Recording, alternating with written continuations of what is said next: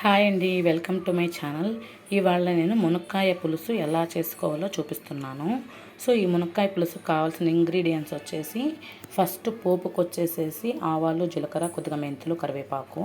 So ఇవి plus onions, tomato, నానబెట్టిన చింతపండు, మునక్కాయలు. సో ఇవి వచ్చేసి కావాల్సిన ఇంగ్రీడియంట్స్ అండి. సో ఇప్పుడు ఈ మునక్కాయ పులుసు ఎలా ప్రిపేర్ చేయాలో చూపిస్తాను. ఫస్ట్ మనం స్టవ్ ఆన్ చేసుకొని స్టవ్ మీద బాండలు పెట్టుకొనేసి కొంచెం బాండలు వేడయ్యాక కొద్దిగా ఆయిల్ వేసుకుంటామండి.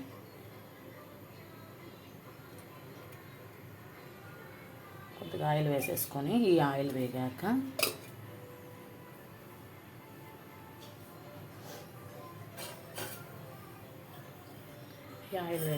ఈ ఆవాలు, జీలకర్ర, మెంతులు ఇవి వేసుకుంటాం.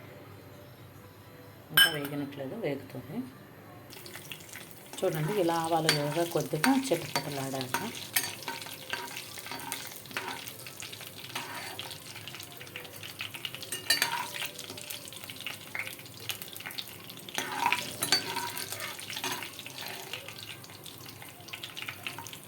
ఇలా ఆవాలు, జీలకర్ర, మెంతులు వేగాక కరివేపాకు వేసుకుంటాము.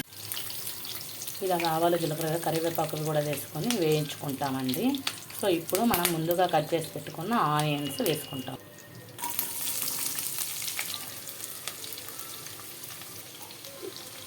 ముందుగా కట్ చేసిన ఆనియన్స్ వేసుకొని కొద్దిగా మళ్ళీ ఒకసారిగా కలియబెట్టుకొనేసి కొద్దిగా సాల్ట్ వేస్తామండి. ఎందుకంటే కొద్దిగా ఆనియన్స్ త్వరగా మగ్గుతాయి అనేసి కొద్దిగా సాల్ట్ వేసుకుంటాను.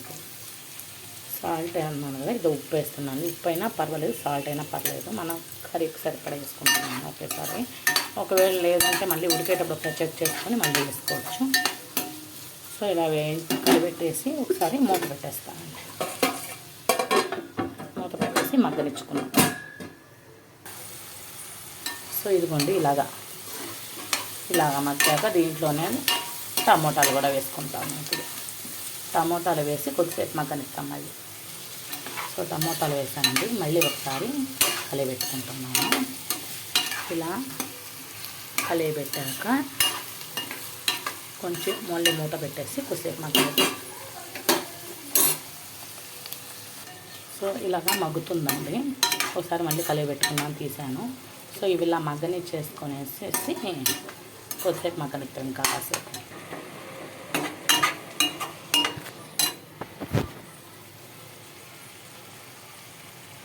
దీనిలోనే కొద్దిగా పసుపు, కొద్దిగా కారం వేసి ఇంకొద్దిసేపు మగ్గనిద్దాం. సో కొద్దిగా పసుపు వేసుకుంటున్నాను. సో దీంట్లోనే కొద్దిగా కారం కూడా వేసుకుంటాను. అంటే మన కర్రీకి సరిపడా, మరీ ఎక్కువ వేస్తే కారంగా ఉంటుంది, టేస్ట్ అనిపించదు. సో మన కర్రీకి సరిపడా ఉప్పు, పసుపు, కారం వేసేసుకొని కొద్దిసేపు ఇంకా మగ్గనిద్దాం. సో ఇలా మగ్గాక మనము ముందుగా నానబెట్టుకున్నాం కదండి, ఇవి వాటర్లో పెట్టాను. ఎందుకంటే మనము ఫ్రెష్గా తెచ్చినప్పుడు చేస్తే ఓకే, లేదా మన సంతలు 1 వీక్ ఒకసారి ఉంటాయి. ఈ సంతలో తెచ్చుకున్నప్పుడు కొద్దిగా వాడినట్టు ఉంటాయి. ఈ వాడినట్టు ఉండకుండా ఉండడానికి అనేసి కొద్దిసేపు వాటర్లో ఉంచాను. ఇలా వేస్తే ఫ్రెష్ అయిపోతాను అనమాట. సో ఇందుకోసం వాటర్లో ఉంచానండి నేను.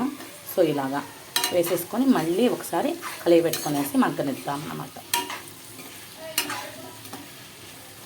ఇలా కలియబెట్టుకొనేసి మళ్ళీ మూత పెట్టేసి ఒక 2-3 మినిట్స్ మాకు చింతపండు ఇలాగ నానబెట్టుకున్నాం కదా, దాన్ని కొంచెం నీళ్ళు, చింతపండు పులుసు వచ్చేలాగా ఇలాగ పిసుక్కోవాలి. ఇలా పిసుక్కున్నప్పుడు ఈ చింతపండులో పులుపు అంతా వాటర్లోకి దిగుతుంది. ఈ వాటర్లోకి దిగాక ఈ వాటర్ని మనం మునక్కాయ పులుసులో పోసుకుంటాం. అదే మునక్కాయ ఫ్రై అవుతున్నాయి కదా, దాంట్లో పోసేసుకొని ఉడకనిద్దాం. ఇదిగో చూడండి, ఇలా మగ్గుతుంది. సో ఇలా మగ్గుతున్నప్పుడు కొద్దిగా ఇంకా చింతపండు పులుసు మనం ఎలా తీసి పెట్టాం కదా, పిప్పి పడేసి పులుసు మాత్రమే ఉంచుకోవాలండి. సో ఈ చింతపండు పులుసుని ఇందులోకి వేసుకుంటాము. ఇదిగోండి, చింతపండు పులుసు పోస్తున్నాను.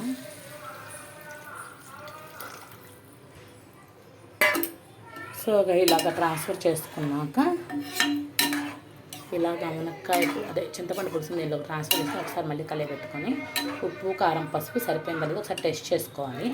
ఒకవేళ సరిపోకపోతే కారము, సాల్ట్ ఏదైనా సరిపోతే ఇప్పుడే వేసుకోవాలి. ఎందుకంటే ఉడికాక మళ్ళీ కారం అలా వేస్తే స్మెల్ వస్తుంది, పచ్చివాసన. సో అందుకనేసి ఇప్పుడే కారం ఒకసారి చూసుకొని ఇప్పుడే దీనిలోనే ఉప్పు, కావాల్సినంత కారం వేసేసుకొని మూత పెట్టేసుకొని మగ్గించుకోవాలి కర్రీని. సో ఇప్పుడు నేను కొద్దిగా సాల్ట్ తగ్గిందండి, సాల్ట్ వేసాను, కారం అయితే సరిపోయింది నాకు, నేను వేసిన కారం నా కర్రీకి. సో ఇంక ఇలాగా ఉంచేసేసి దీని మీద మూత పెట్టేసుకుంటాను. మూత పెట్టేసుకొని కొద్దిగా హై ఫ్లేమ్లో మునక్కాయ ఉడికే వరకు ఉంచేసుకోవాలి. మూత పెట్టేసుకుంటున్నాను. చూడండి ఎలా మగ్గుతుందో. ఇంకొద్దిసేపు మగ్గనిచ్చి ఆ నూనె కొంచెం పైకి తేలే వరకు ఉంచుతాము. అప్పటికి లోపు మునక్కాయ ముక్కలు ఉడికితే ఆపేసుకోవచ్చు స్టవ్. కొద్దిగా కూర చిక్కబడాలి. ఇంకా ఇలాగా దగ్గర పడనిచ్చాక మనము మునక్కాయ పులుసు రెడీ అయిపోతుందని. మరీ పలచగా ఉంటే బాగుండదు. సో నేను ఇంక ఇలా ఆపుకుంటున్నానండి. కాకపోతే ఏంటంటే ఇప్పుడు మనం ఒకసారి చెక్ చేసుకోవాలి, ఎందుకంటే మునక్కాయ ఉడికిందా లేదా అని చెక్ చేసుకొని ఇంక స్టవ్ ఆఫ్ చేసుకుంటాము. సో అద్దుకోండి చూపిస్తున్నాను కదా, నేను ఇప్పుడు మునక్కాయ ఉడికిందని టేస్ట్ చేసుకున్నాను. ఇలాగ మునక్కాయ ఉడికిందని టేస్ట్ చేసుకొని ఇంక స్టవ్ ఆఫ్ చేసుకోవడమే. సో ఇలాగ మునక్కాయ పులుసు రెడీ అయిపోయిందండి. ఏ పులుసు అయినా ఇలాగే చేసుకోవచ్చు. ఒకసారి మీరు కూడా ట్రై చేయండి ఇంట్లో. ఒకసారి మీరు ట్రై చేసాక ఎలా వచ్చిందో కమెంట్ చేయండి. Please like, share, subscribe my channel. Thank you.